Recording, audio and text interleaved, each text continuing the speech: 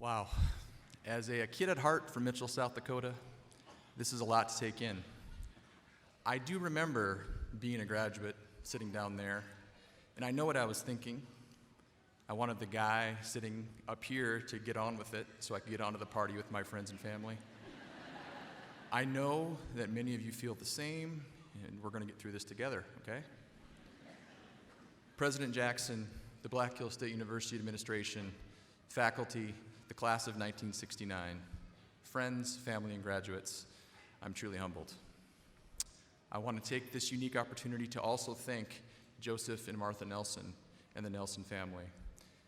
I was honored to be the first four-year recipient of the Nelson Scholarship in Science and Mathematics at Black Hills State. I will forever be a BH alum and a Nelson Scholar. So I left Black Hills and I went and joined the Army. I've spent the last 18 years in the United States Army Medical Corps. There have been ranked titles and accomplishments and important lessons learned along the way. None of that tells you who I am or how I got here today. It all started for me here in the halls of Black Hills State. When this kind of thing happens to you, you can't help but look back and ask yourself how and why. And for me, I always circle back to my professors here at Black Hills State. It may surprise you that somebody with his little hair on his head could actually have professors that are still here. But I do think that's a testament to what a wonderful place this is to be.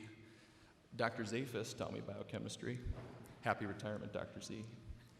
Dr. Shane Sarver taught me genetics. Dr. Brian Smith taught me biostatistics. Dr. Smith, if you're listening, your tests still give me nightmares.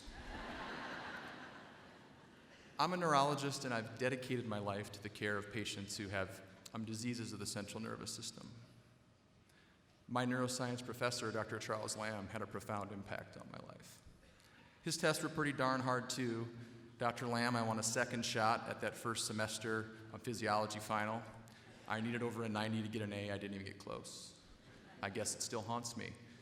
But it's not the hard tests that I really remember. I remember my neuroscience class, my absolute favorite class of my entire life at any level of education. And I remember that we would go to the old Jonas Science Building, not nearly as nice as I'm now in today. And we would sit in one of the classrooms. And why would we study in the classroom when we go to the library or somewhere else? And it's because Dr. Lamb would frequently, he'd poke in his head and ask if we had questions. And if we did, he'd go to the board and he'd answer them for us. Well after business hours, mind you. When you have faculty that care that much about your education, something changes inside of you. For me, I stopped trying to understand what I was learning, and I tried to master it. I didn't leave Black Hills State University with aspirations. I left with a professional destiny. Graduates, that's now yours. To Dr. Lamb, all of the faculty who taught me, and all the faculty that are here today, thank you so much for doing what you do. Thank you for dedicating your lives to the education of these graduates. I wish I had better words to express my gratitude. I'm a neuro-oncologist. I take care of patients who have incurable types of brain cancer. Unfortunately, the most common type of brain cancer is called glioblastoma. For point of reference, this is the cancer that recently took Senator John McCain from us. Unfortunately, most of my patients will eventually pass away from their cancer. It's also important to point out that my patients don't fail cancer therapy. My cancer therapy fails them. And that is a stark reality to face again and again. The point is that I have experience with failure. Repeated, disappointing, heart-wrenching failure. And I have some advice that I feel could help you. So here we go, Dr. Theeler's three-point process for dealing with failure. 1, celebrate the small stuff.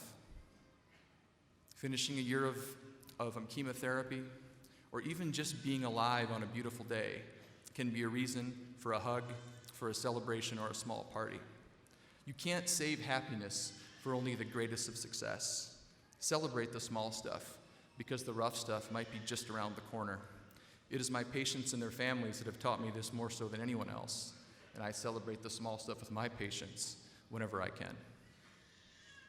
2, surround yourself with people who will support you when you fail. I work with doctors, nurses, and other medical professionals, and we console each other.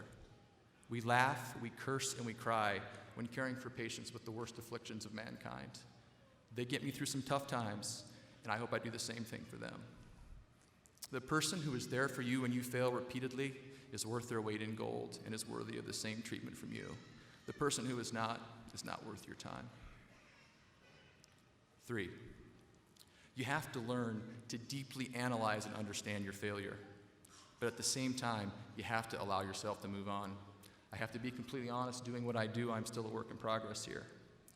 But I have learned that deep reflection on my failures is not acceptance of that failure. And that moving on isn't giving up, but a necessity. Failure's gonna hurt. Sometimes it's gonna hurt badly. But if you celebrate the small stuff, surround yourself with people who and will support you, you will find that after a while, failure turns into something else completely. It turns into motivation to do better and to be better. For me, that means flying out of bed early in the morning, and I'm turning my attention immediately to the patients that I have to take care of, spending the extra time to work out that clinical trial that may help my future patients. Graduates, you will overcome your failures too, and you will turn them into something better. I am a Black Hills State University alumni. I have memories of this place that will last me a lifetime. I had near perfect attendance at the upside-down margarita party at Swarm Days. I made 8 3-pointers in a win against South Dakota Tech. I made the best friends I've ever made here, and most importantly, I met my beautiful wife, Stephanie, when I was a freshman at Heidi Hall. But the interesting part of my story has been written. Look, we aren't graduates of some bland state school in Brookings or Vermilion or somewhere else, okay? You guys weren't supposed to laugh there, so, okay.